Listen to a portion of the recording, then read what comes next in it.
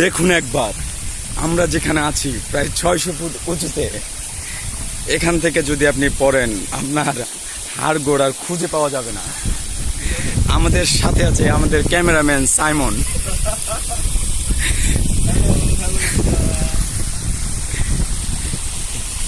যদিও আজকে সমুদ্রের পানিতে চাপ নেই, তাই আমরা শান্তিতে ঘুরতে পারতেছি।